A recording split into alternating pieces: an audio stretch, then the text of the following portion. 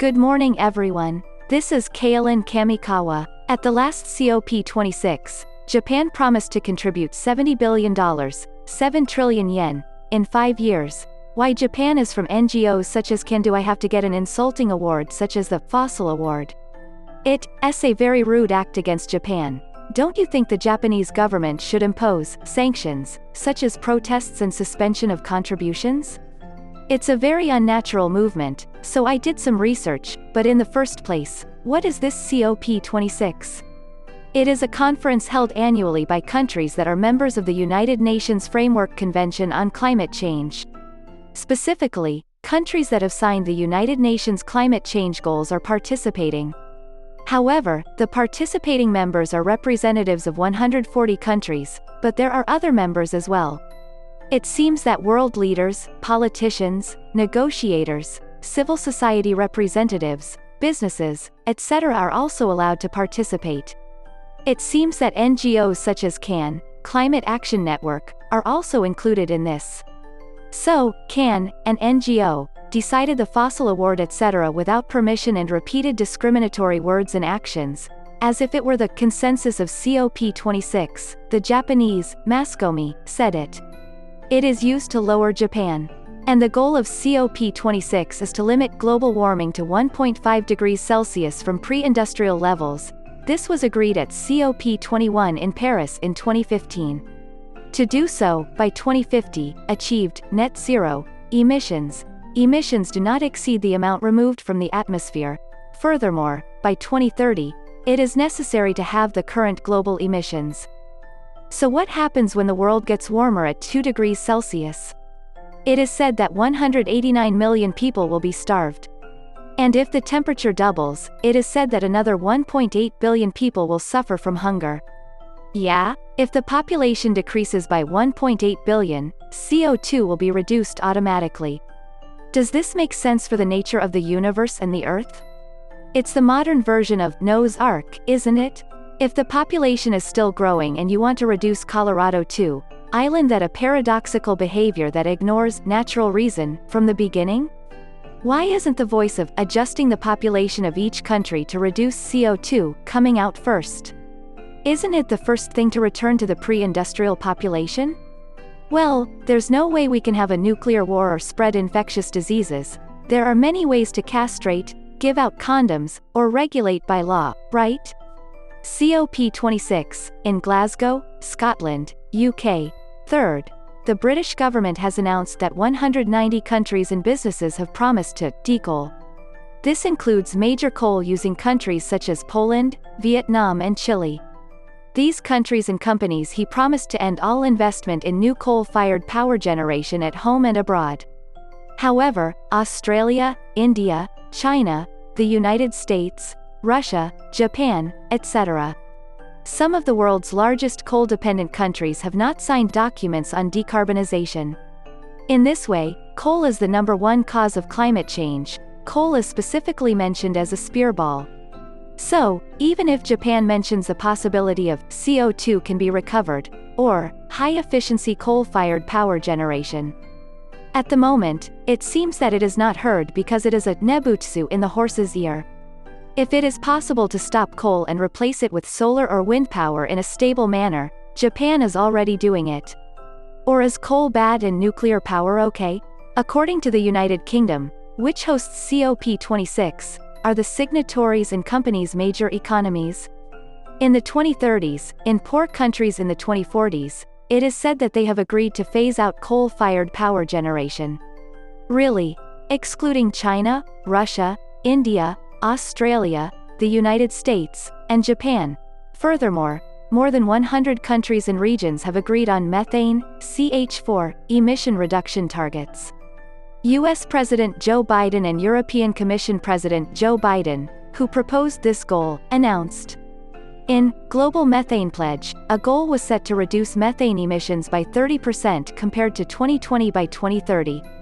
Methane is one of the most powerful greenhouse gases. It is said to account for 30% of the causes of global warming caused by human activities. In recent years, attention has also been focused on methane reduction as part of the time-saving measures for climate change. Under these circumstances, President Biden and Chairman von der Leyen, we should act on methane now, he said. Von der Leyen, we can't wait for 2050. We have to reduce emissions right away, he said. Methane reduction is one of the most effective measures that can be taken to reduce short-term global warming. He says, it's the closest fruit to hand. President Biden also received this. He emphasized that methane is one of the most powerful greenhouse gases.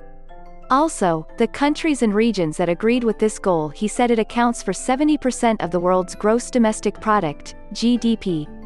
On the other hand, Russia, China and India, which emit particularly high methane, have not participated in this target.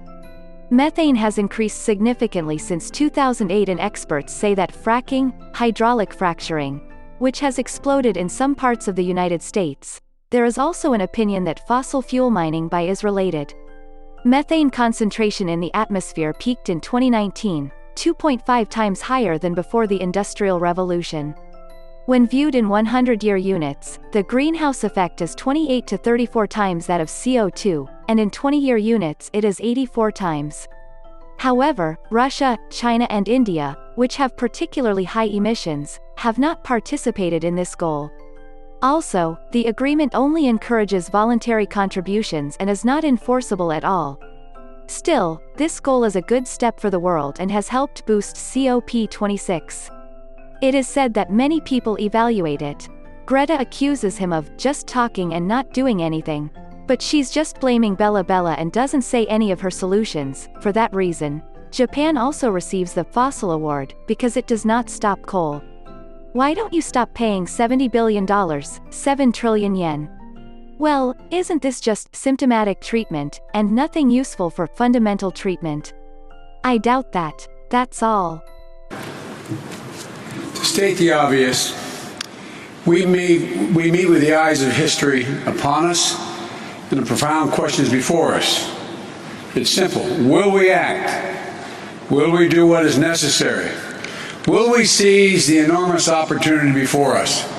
Or will we condemn future generations to suffer? This is the decade that will determine the answer, this decade. The science is clear. We only have a brief window left before us to raise our ambitions and to meet the task that's rapidly narrowing. This is a decisive decade in which we have an opportunity to prove ourselves. We can keep the goal of limiting global warming to just 1.5 degrees Celsius within our reach if we come together. If we commit to doing our part of each of our nations with determination and with ambition. That's what COP26 is all about. Glasgow must be the kickoff of a decade of ambition and innovation to preserve our shared future. Climate change is already ravaging the world. We've heard from many speakers. It's not hypothetical. It's not a hypothetical threat. It's destroying people's lives and livelihoods, and doing it every single day. It's costing our nations trillions of dollars. Record heat and drought, fueling more widespread and more intense wildfires in some places and crop failures in others. Record flooding and what used to be a once-in-a-century storms are now happening every few years. In the past few months, the United States has experienced all of this, and every region of the world can tell similar stories. And in an age where this pandemic is made so painfully clear that no nation can wall itself off from borderless threats, we know that none of us can escape the worst that's yet to come if we fail to seize this moment. But ladies and gentlemen, within the growing catastrophe, I believe there's an incredible opportunity, not just for the United States, but for all of us. We're standing at an inflection point in world history. We have the ability to invest in ourselves and build an equitable, clean energy future, and in the process, create millions of good-paying jobs and opportunities around the world. Cleaner air for our children, more bountiful oceans, healthier forests and ecosystems for our planet. We can create an environment that raises the standard of living around the world. And this is a moral imperative, but it's also an economic imperative. If we fuel greater growth, new jobs, better opportunities for all our people, and as we see current volatility in energy prices, rather than cast it as a reason to back off our clean energy goals, we must view it as a call to action. High energy prices only reinforce the urgent need to diversify sources, double down on clean energy development, and adapt promising new clean energy technologies so we can not only we don't remain overly reliant on one source of power to power our economies and our communities. It's in the self-interest of every single nation. And this is a chance, in my view, to make a generational investment in our economic resilience and in our workers and our communities throughout the world. That's what we're going to do in the United States. My Build Back Better framework will make historic investments in clean energy, the most significant investment to deal with the climate crisis that any advanced nation has made ever. We're going to cut U.S. greenhouse gas emissions by well over a gigaton by 2030, while making it more affordable for consumers to save on their own energy bills, with tax credits for things like installing solar panels, weatherizing their homes. Lowering energy prices will also deliver cleaner air and water for our children, electrifying fleets of school buses, increasing credits for electric vehicles, and addressing legacy pollution. It will incentivize clean energy manufacturing, building the solar panels and the wind turbines that are growing energy markets of the future, which will create good-paying union jobs for American workers, and something that none of us should lose sight of. When I talk to the American people about climate change, I tell them it's about jobs. It's about workers who will lay thousands of miles of transmission lines of clean, modern, resilient power grid. The auto workers who build the next generation of electric vehicles and electricians who will install a nationwide network of 500,000 vehicle stations to power them throughout my country. The engineers who will design new carbon capture systems, and the construction workers who will make them a reality. The farmers who will not only help fight global hunger but also use the soil to fight climate change. The communities that revitalize themselves around new industries and opportunities. And because we are taking all these actions, the United States will be able to meet the ambitious target I set in the Leaders Summit in Climate back in April, reducing U.S. emissions by 50 to 52% below 2005 levels by 2030. We'll demonstrate to the world the United States is not only back at the table, but hopefully leading by the power of our example. I know it hasn't been the case, and that's why my administration is working overtime to show that our climate commitment is action, not words.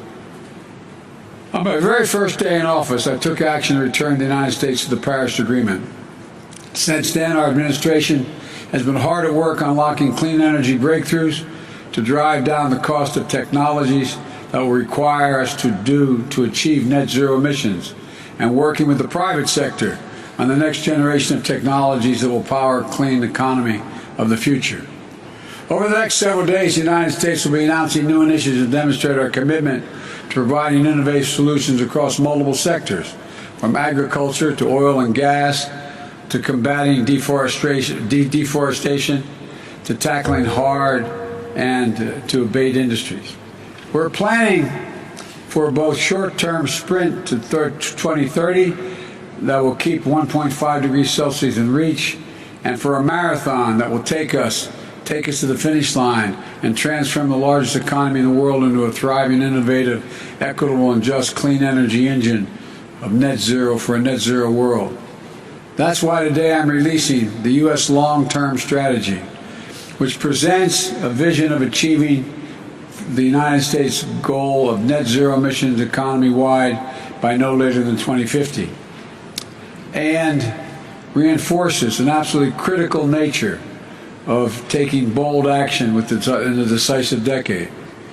We're also going to try to do our part when it comes to helping the rest of the world take action as well. We want to do more to help countries around the world, especially developing countries, accelerate their clean energy transition, address pollution, and ensure the world we all must share a cleaner, safer, healthier planet. We have an obligation to help. In the United Nations, at the United Nations in September, I announced that my administration is working with the Congress to quadruple our climate finance support for developing countries by 2024, including significant increase in support for adaptation efforts.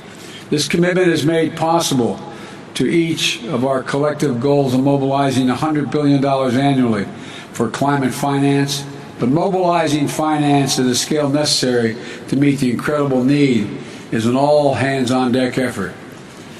As other speakers today have mentioned, governments in the private sector and multilateral development banks must also do their work to go from millions to billions to trillions, the necessary effect of this transition.